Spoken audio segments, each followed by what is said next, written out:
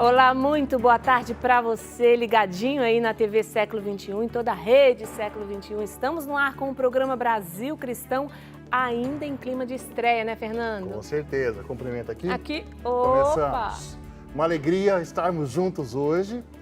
Vamos falar, Drica, de um tema central para a nossa fé. Sim. Central. Jesus ressuscitou. Será?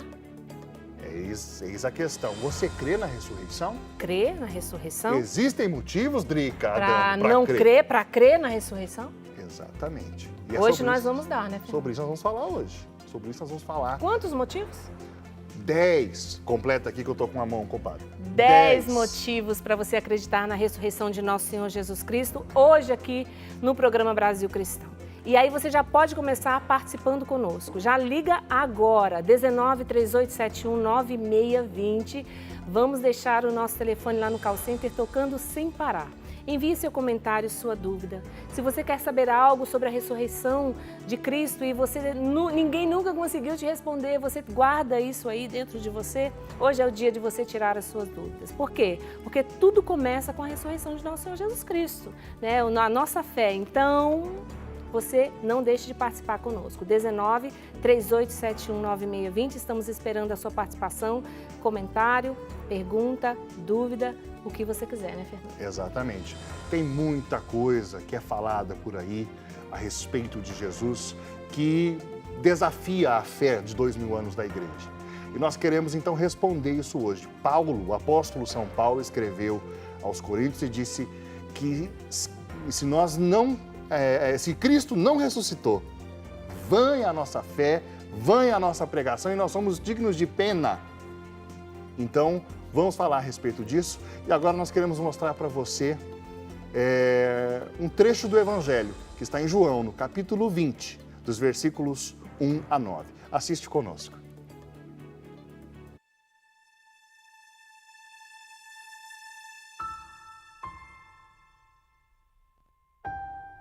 No primeiro dia da semana, Maria Madalena foi ao túmulo de Jesus, bem de madrugada.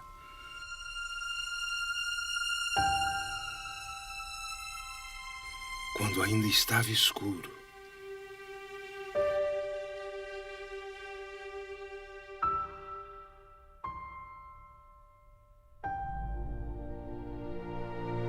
E viu que a pedra tinha sido retirada do túmulo.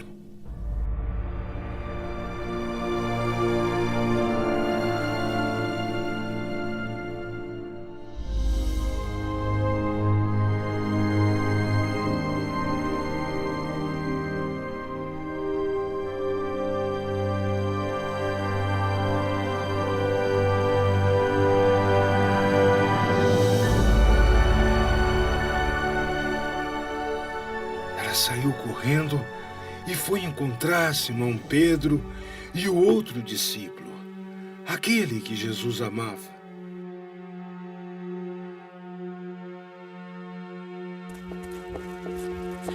E lhes disse: Tiraram o Senhor do túmulo. Não sabemos onde colocaram.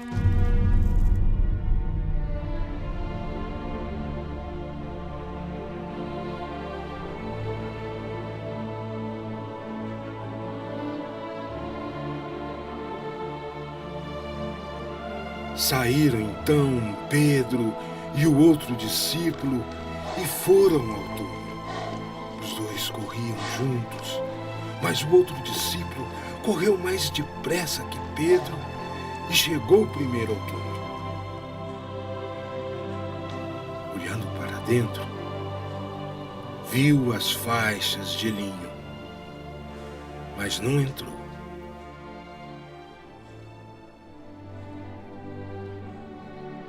Chegou então Pedro, que vinha correndo atrás, e entrou no túmulo.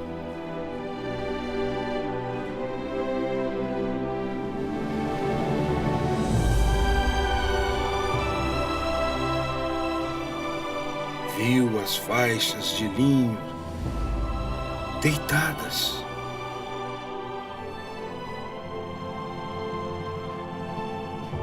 e o pano que tinha estado sobre a cabeça de Jesus. O pano não estava com as faixas, mas enrolado num outro lugar à parte. Então também entrou o outro discípulo que tinha chegado primeiro ao túmulo.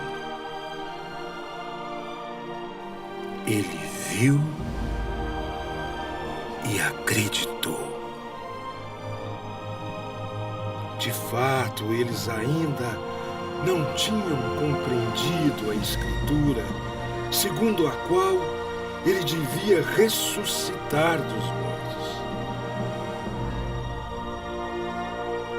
Os discípulos, então, voltaram para suas casas.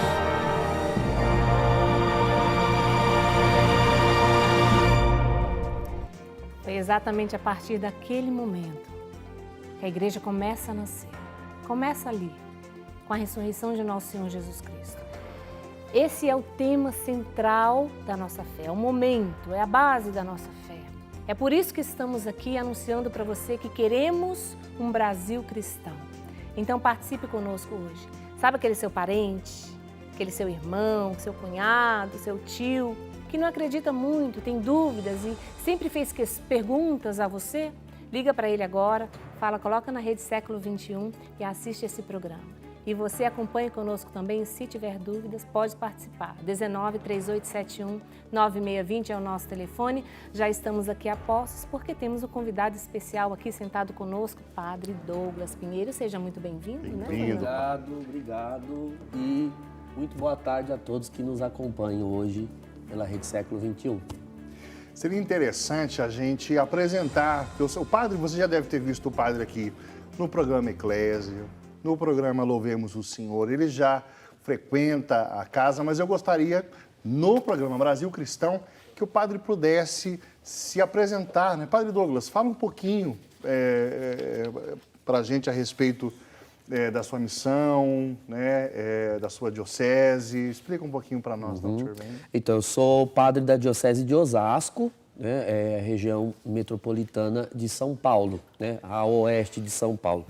Sou padre há 8 anos, padre novo relativamente. Pela misericórdia de Deus, já estou aí na 3ª paróquia como padre. Fiquei 1 ano em Osasco mesmo, que é a minha cidade natal. Depois fiquei quase 5 anos em Vargem Grande Paulista e atualmente sou pároco da paróquia de Nossa Senhora de Fátima, em Jandira. Estou ali há uns 3 anos, vai fazer em julho próximo. Trabalhei aí como professor de teologia durante uns 5 anos, tive que me ausentar das aulas para poder retomar os estudos de mestrado, doutorado, escrever algumas coisas, e os afazeres pastorais também vinham me consumindo um pouco. Mas espero em breve retomar. Estou aí ajudando no Centro de Estudos de Renovação do Espírito, Exato, né, que fundamos há pouco, inclusive com a iniciativa do Padre Eduardo Dalgert, do Fernando e de diversos outros irmãos, pioneiros e protagonistas da renovação carismática. Eu fui batizado no Espírito Santo no ano de 2001, ainda bem antes de pensar em ser padre. Não tinha ainda vocação ao sacerdócio.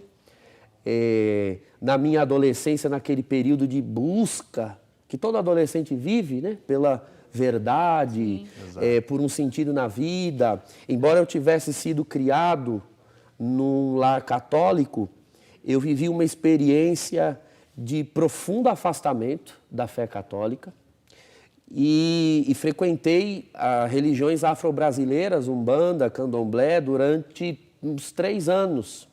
Na época, com bastante dedicação, com bastante empenho, eu estive ali. Respeito até hoje todos que estão lá. Tenho amigos que permaneceram lá, pessoas que eu amo grandemente. Mas eu vivi uma experiência com o ressuscitado. Ele apareceu na minha vida. E o poder do Espírito Santo me mudou, me transformou. Ontem a irmã Luísa dizia aqui no programa que o Espírito Santo vira Do do avesso. avesso. Exato. Realmente é isso que acontece. A minha vida virou do avesso e quando eu fui batizado no Espírito Santo, fevereiro de 2001, 19 anos, portanto.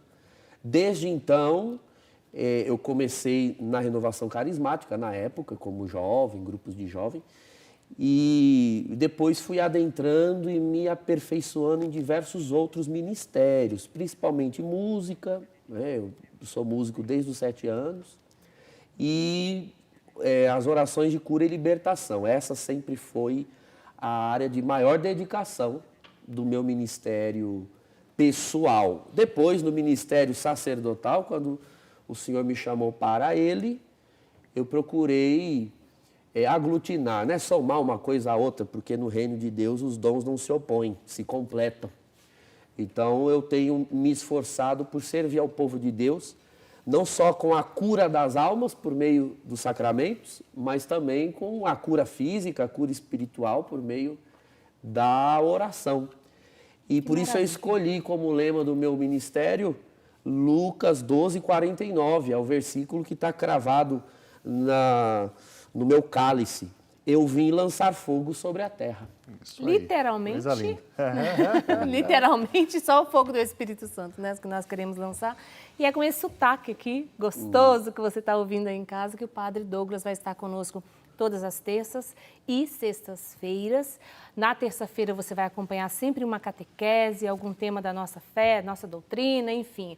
Coisas que vão nos enriquecer, que são necessárias para a gente mergulhar em águas mais profundas e conhecer a beleza da nossa fé, que é maravilhosa. E nas sextas-feiras vamos debater sempre um tema factual, alguma coisa que está acontecendo aí na atualidade, nas notícias do mundo e do Brasil, principalmente, né, Padre? Hoje, de forma especial, vamos falar de 10 motivos. Não são quaisquer motivos, não, né, Fernando? Exatamente. Padre, vamos começar a falar que o nosso tema é bastante denso. São várias razões, mas nós queremos separar 10 razões para que você tenha a fé da igreja a respeito da ressurreição. Tem muita falação por aí, né, Padre Douglas? Exato. A falação, vamos assim dizer, a que o Fernando talvez se refira, são teses que surgiram, pasmemos nós, né? Teses que surgiram do século XX para cá. Em correntes teológicas, nós sabemos, né? Fazendo aqui um voo panorâmico sobre a história, nós sabemos que a modernidade, né? Esse tempo presente que nós vivemos é marcada por um racionalismo, ou seja, tudo tem de estar baseado na razão, mas veja, não é uma razão honesta que procura as respostas ao fazer perguntas. Não, uma razão impositiva, uma razão científica. É essa a atmosfera da atualidade. E ali pelo século XX surgiram alguns teólogos, veja, heresias surgem dentro do cristianismo, né? Os problemas mais severos a se enfrentar pelos cristãos surgem dentro da própria igreja. Então, dentre alguns teólogos cristãos, surgiu uma tese, por parte de teólogos alemães, sobretudo, que dizia o seguinte: olha, muito do que está nos evangelhos tem uma característica mitológica, uma roupa mitológica. Essa coisa de ressuscitar dos mortos, essa coisa de alguém ter multiplicado pães, andado em cima da água, transformado água em vinho. Olha, tudo isso é mítico, né? Exatamente.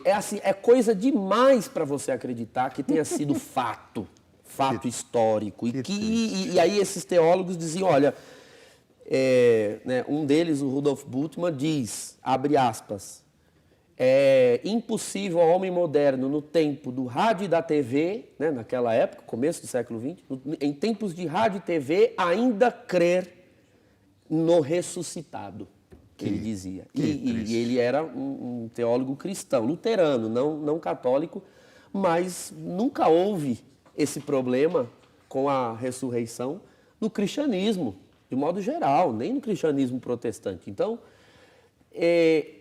tem toda uma estratégia que ele usa para desmontar os evangelhos, e ele realmente faz isso. Há um livro dele chamado A Desmitologização dos Evangelhos. Olha só que nesse título já está uma afirmação de que os evangelhos são mitos. É mito. Exatamente. Então, não foi um teólogo assim, honesto ao ponto de perguntar, será que são mitos? Se forem, vamos desmitologizar? Não, ele já parte do princípio de que são mitos e de que, portanto, a gente precisa desconstruir aquilo. E ele diz, concluindo aqui de onde vem essas teses contra a ressurreição, ele diz que tudo que está nos evangelhos nada mais são do que criações, confecções, redações das primeiras comunidades. O que é verdade, as primeiras comunidades que redigiram o que está ali. Porém, ele diz que o que eles redigem naquelas páginas não são fatos, mas impressões, experiências. Então, você vive uma experiência, tem uma impressão de algo que aconteceu, e você não escreve exatamente o que aconteceu, mas as impressões interiores que o fato gerou. Então, no caso da ressurreição, por exemplo, qual é a tese dessa teologia? De que provavelmente após a morte de Jesus, então veja como esses teólogos não têm muito critério. Para reconhecer que a morte de Jesus é um fato, eles não têm problema, mas a ressurreição aí já é mito. Então, qual é o critério para determinar o que no texto é mito ou fato? Mas, enfim, ele alega que, de fato, a morte de Jesus aconteceu. Mas, ele diz assim que provavelmente os apóstolos, os primeiros discípulos, pensaram, puxa vida, a mensagem de Jesus, a pregação de Jesus era algo extremamente revolucionário, era algo que enchia os nossos corações, e isso não pode morrer junto com ele. Então, vamos fazer alguma coisa? Então, é como se eles pegassem uns aos outros, se chacoalhassem, jogassem uma água no rosto, batessem na cara e disseram, não, vamos ressuscitar, vamos trazer de novo à tona a mensagem de Cristo, a pregação de Jesus, o testemunho de Jesus. Então, para eles, o que ressuscita é a pessoa de Jesus. Veja, são argumentos muito sutis. A pessoa de Jesus ressuscitou? Sim, mas ressuscitou dentro dos apóstolos, na mente, no coração. Não que o cadáver tenha saído do túmulo. Então, eles ressuscitaram a pregação, ressuscitaram o reino. E ele chega a dizer o seguinte, esses teólogos, se hoje, em algum lugar na Palestina, fazendo escavações arqueológicas, encontrasse o corpo de Jesus, que isso não faria diferença, que em nada mudaria a nossa fé e que eu continuaria sendo cristão. Olha, que absurdo, que absurdo. Eu ouso lhe dizer, terminando aqui esse argumento, eu disse há pouco que eu já fui do candomblé, lá no passado. Se Jesus não ressuscitou, eu volto para lá. Porque não vale a pena ser cristão. Ou Jesus ressuscitou, ele era louquinho da cabeça. Exatamente. Não é? Ou ele era um louco varrido, ou ele ressuscitou e tudo isso que a gente vive é verdade. Agora, padre, dentro disso que o senhor colocou aí, a pessoa que não faz a experiência com o Cristo, ela corre um sério risco de acreditar, porque é muito bem arquitetado, né? Exato. Olha, nesse primeiro bloco a gente problematizou aqui, nós trouxemos aqui erros, que surgiram dentro do próprio cristianismo, como o padre Douglas vinha falando para nós, erros a respeito da ressurreição. Então não é um tema simples. A partir do segundo bloco, nós vamos falar das razões para ter a fé da igreja a respeito da ressurreição. Ressuscitou verdadeiramente, nós estamos cantando isso nas nossas liturgias, é o conteúdo da nossa pregação, é o motivo do nosso amor, e é isso que nós queremos anunciar. Participe conosco, ligue para a gente, deixe as suas perguntas, nós vamos agora para um rápido intervalo e voltamos daqui a pouco no segundo bloco para falar das razões para crer na ressurreição. Até lá.